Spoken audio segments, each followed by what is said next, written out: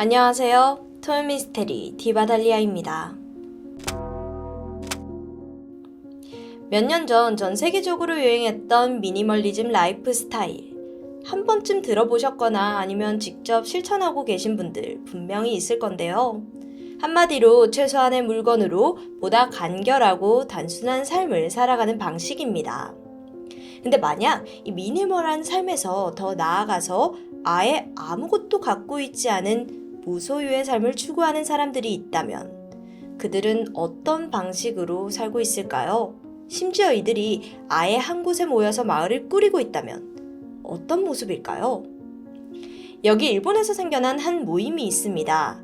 행복의 야마기시 모임이란 건데 이 모임은 일본 26개 지역에서 마을을 구성하여 살고 있는 단체입니다. 뿐만 아니라 미국, 호주, 스위스, 태국, 브라질, 그리고 한국에도 그 지부가 있는 것으로 알려져 있는데요. 구성원들은 자신들이 모여 사는 곳을 야마기시 마을이라고 이름을 붙였습니다. 그리고 그곳에서 농업이나 목축업을 하면서 생활을 꾸리고 유토피아를 실현해 나가는 것이 그들의 목적이죠. 좀 더 살펴볼까요? 공식 홈페이지에 들어가면 이런 문구가 눈에 띕니다. 이상사회를 목표로 하는 실천 커뮤니티. 이들이 말하는 이상사회란 기본적으로 무소유의 모든 것을 공유하는 공동체 생활입니다. 주민들은 당연히 사유재산을 가질 수 없겠죠.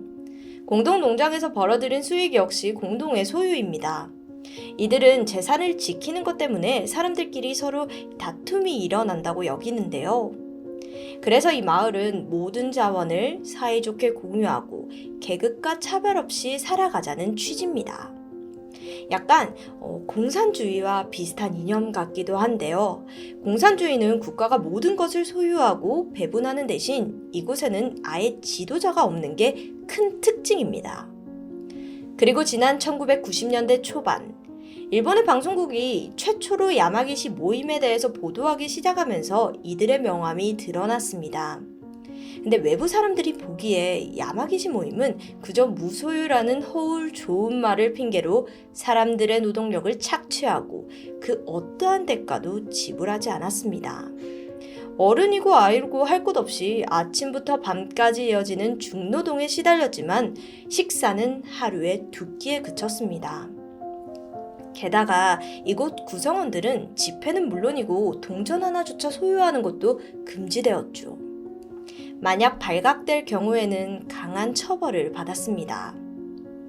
이 모습이 방송을 탄 뒤 야마기시 모임은 사이비 마을이라는 오명을 안게 됩니다. 그리고 일본 사회로부터 맹렬한 비난을 받기 시작했죠. 근데 이것도 잠깐이었어요. 왜냐하면 마을 자체가 워낙 폐쇄적으로 운영되고 있었기도 했고 사실 이 모임을 해산시킬 이 법적인 근거도 부족했습니다. 따라서 세간의 관심은 점점 더 사그라들고 있었는데 그 후 20년이 지난 2016년 한 권의 책이 출간되며 일본 사회는 다시 한번 떠들썩해졌습니다. 타카다 카야라는 여성이 발간한 만화 에세이 사이비 마을에서 태어났습니다 라는 건데 타카다 씨는 야마기시 마을에서 태어나 만 19세의 나이까지 그곳에서 자란 당사자입니다. 부모님이 야마기시 모임 내에서 결혼하고 타카다 씨를 낳은 탓에 그녀에게 애초에 선택권이라는 것은 존재하지 않았습니다. 태어난 그 순간부터 그녀는 그 무엇도 소유하지 않아야 했고 모두와 공유하며 함께 생활한다는 이념에 따를 수밖에 없었습니다. 그녀는 책을 통해서 자신의 어린 시절을 회고했는데요. 일단 야마기시 모임은 어른과 어린이들이 따로 사는 것이 원칙입니다. 이게 아예 마을 자체가 따로 분리되어 있어서 친부모를 보러 가는 것은 1년에 손에 꼽을 정도라고 하네요. 그리고 만약 시간을 보내더라도 하룻밤 자고 오는 게 다였고요. 어린 마음에 부모님과 조금이라도 더 있고 싶어서 울고 떼를 써보기도 했지만 소용이 없었습니다. 항상 강제로 버스에 태워져서 집으로 돌아와야만 했죠. 그렇다고 어린이 마을에 어른이 아예 없는 것은 아니었습니다. 어린이들이 생활하는 공간에는 관리하는 돌봄교사가 배정되어 있는데요. 하지만 이들이 부모 역할을 대신 해주는 것은 아니에요. 이들은 아이들이 야마기시 모임의 원칙에 맞게끔 행동하도록 체근하는 것이 그들의 역할이었죠. 만약 규칙을 잘 따르지 않잖아요. 그러면 폭언과 체벌을 일삼았다고 합니다. 타카다시가 정리한 마을 어린이들의 하루 일과는 이렇습니다. 새벽 5시 반에 기상을 해서 간단하게 씻고 새벽 6시부터 일을 하기 시작하는데요. 아직 어린 아이들이었기 때문에 주어지는 일은 송아지를 돌보거나 닭장에서 달걀을 꺼내오는 것, 아니면 화장실 청소를 하는 비교적 간단한 일입니다. 하지만 사실 이른 새벽부터 하기에는 고된 일임은 분명했죠. 게다가 야마기시 모임은 아침 식사를 하지 않고 점심과 저녁만 먹는 것이 원칙입니다. 아이들이 배고픔을 참으며 일을 하다 보면 어느덧 오전 7시, 이 시간부터는 아침 미팅이 시작됩니다. 미팅이라고는 하지만 사실상 사상 통제와 세뇌를 위한 모임이었다고 해요. 이때 돌봄교사들은 아이들의 기본적인 욕구를 억제하고 마을 운영과 노동에 충성할 것을 강요했습니다. 약 30분간의 미팅이 끝나면 드디어 학교로 등교합니다. 일본은 한국과 마찬가지로 중학교까지가 의무교육이에요. 그래서 다들 독립학교로 보내졌는데, 근데 여기서 가는 길도 문제였습니다. 마을 아이들끼리 걸어서 학교에 갔는데 그 거리가 무려 2.6km나 달했습니다. 아이들의 종종 걸음으로는 1시간이 지나야 겨우 도착할 수 있는 거리입니다. 새벽 5시 반에 일어나서 일도 하고 교육도 받고 1시간 거리의 통학까지. 빈속에 이 모든 일을 다 한다면 어른인 저도 지칠 것 같은데요. 그래서인지 야마기시 모임의 아이들은 학교에서 맥없이 조는 경우가 많았고, 속사정을 모르는 선생님들은 저 동네 애들은 태도가 좋지 않다며 손가락질을 하기 일쑤였죠. 이 마을의 어린이들이 유일하게 생기가 돌 때는 바로 점심시간입니다. 아이들은 순식간에 음식을 먹어치우고 몇 번이나 급식을 더 가져다가 먹었는데, 보다 못해 선생님들이 쟤네는 밥 먹으러 학교에 왔냐는 핀잔을 주기도 했죠. 하지만 이게 아이들의 그날 첫 식사라는 걸 생각하면 너무도 당연한 행동입니다. 그렇게 학교를 마치면 또다시 1시간의 학교길이 시작됩니다. 부활동 금지, 딴 길로 새기 금지, 친구 집에 방문하기 금지. 집으로 돌아가는 것 외에는 모든 일이 금지사항이었기 때문에 다른 선택지는 없었습니다. 또 학교와 집을 오가는 사이에 너무 허기져서 길가에 난 풀을 그냥 뜯어먹기도 했다는데요. 그도 그럴 것이 집으로 돌아가면 바로 한숨 돌릴 틈도 없이 일을 해야 했으니까요.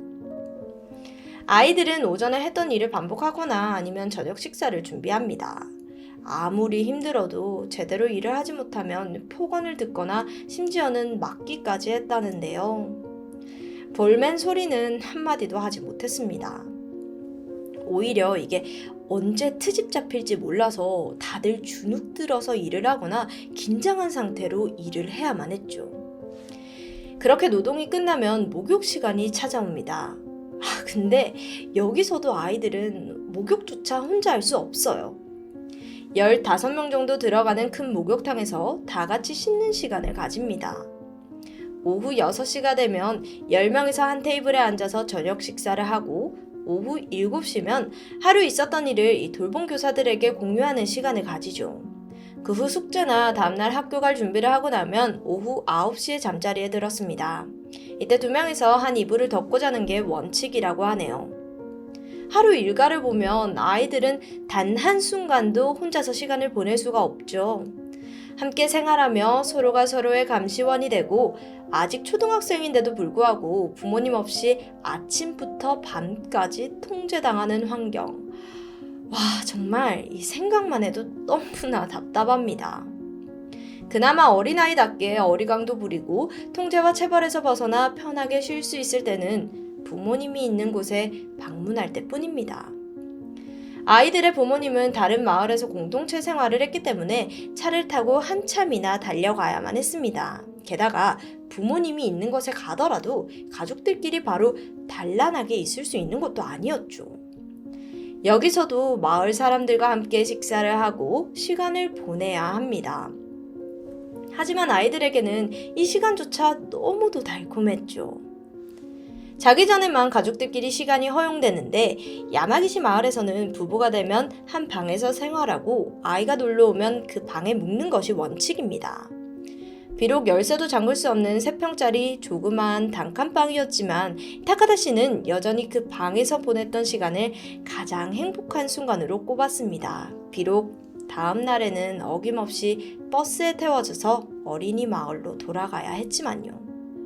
이렇게 폐쇄적인 마을 문화 때문에 타카다 씨는 성장하면 할수록 학교에서 적응하기 어려운 것도 당연했습니다. 근데 여기서 가장 큰 문제는 주변에 좋은 어른이 없다는 거예요. 부모님과는 어려서부터 생이별을 했고 가까운 어른인 돌봄교사는 폭언과 폭행을 일삼는 아주 무서운 존재였습니다. 타카다 씨는 지속적인 학대 환경 속에서 괴로움을 터놓고 말할 사람이 단 한 명도 없었다고 합니다. 그렇게 그녀는 힘든 마음을 안고 이 모임에서 운영하는 고등학교까지 진학을 하게 되죠. 자, 그리고 고등학교 졸업과 함께 마을을 떠날 것을 결심합니다. 사실 그녀의 선택은 아주 드문 케이스입니다. 왜냐하면 함께 자란 아이들 대부분은 이미 폐쇄적인 집단 행동에 익숙해져 있고 세뇌를 당한 상태였기 때문이었죠.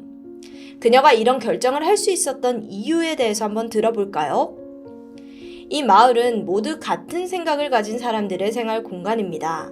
저는 다른 생각을 갖고 있었기 때문에 여기에 있어서는 안 된다고 판단했습니다. 라고 말했습니다.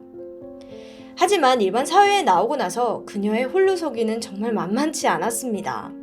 그녀는 19년간 무소유를 실천한 탓에 성인이 될 때까지 돈을 만져본 경험이 아예 없잖아요. 그러니까 당연히 자본주의 사회에서 경제관념을 세우기가 너무도 어려웠고 그 외에도 국립공원에 난 식용풀을 보고 자기도 모르게 뜯어서 먹었는데 사람들이 이상하게 보는 경우도 있었다고 합니다. 그녀에게 어린 시절 자신의 허기를 달래준 반가운 식물이었지만 일반 사회에서는 사실 그런 행동을 해서는 안 된다는 걸 뒤늦게 알게 된 거죠. 그래서 타카다 씨는 이 위기를 기회로 바꿔버립니다. 마을에서 경험을 담은 만화 에세이를 출간한 것인데요. 그 결과는 너무도 성공적이었습니다. 3권이 연달아서 히트를 쳤고 또한 마을을 탈출한 뒤 사회 적응을 위해 고군분투한 이야기를 담은 작품도 호평을 받게 되었죠. 지금은 어엿한 만화가로 이름을 알려져 있습니다. 근데 타카다 씨처럼 이렇게 마을을 벗어나서 자리를 잡은 사람이 극히 소수에 불과합니다. 여전히 일본에서는 수많은 무소유 마을이 존재하고 그곳 사람들은 변함없이 자신의 신념을 지켜나가고 있습니다. 물론 이 마을에는 다른 사이비 종교처럼 교주가 있는 것도 아니고 강제로 누군가를 끌어들이거나 탈출을 막는 것도 아닙니다. 언제든지 떠나고 싶으면 떠나도 되는 곳이라는 거죠. 마을 사람들은 모두 자신의 선택에 따라 남은 이들입니다. 오히려 외지인이 마을 구성원으로 받아들여지기 위해서는 6개월 이상의 철저한 검증 기간이 필요하다고 하죠. 그렇기 때문에 일각에서는 그들의 생활 방식과 신념을 존중해야 한다는 의견도 있는데요. 저도 처음에는 이 마을은 좀 없어져야 하는 게 아닌가 싶었는데 사회에서 피해를 입히지 않은 범위 내에서 나름 그들의 삶을 존중해야 하는 게 아닌가라는 생각이 들기도 했습니다. 하지만 타카다 씨처럼 태어난 순간부터 마을의 일원으로 살아가야만 하는 경우는 좀 다르지 않을까요? 그녀는 책을 통해 자신이 자라온 곳은 사이비 마을이라고 분명하게 밝혔습니다. 그저 부모의 선택이라고 이해하기에는 아이들에게는 너무도 가혹한 생활이었죠. 주어진 환경에서 벗어나 자신만의 인생을 개척해 나간 타카다 카야씨. 그녀의 삶을 응원합니다.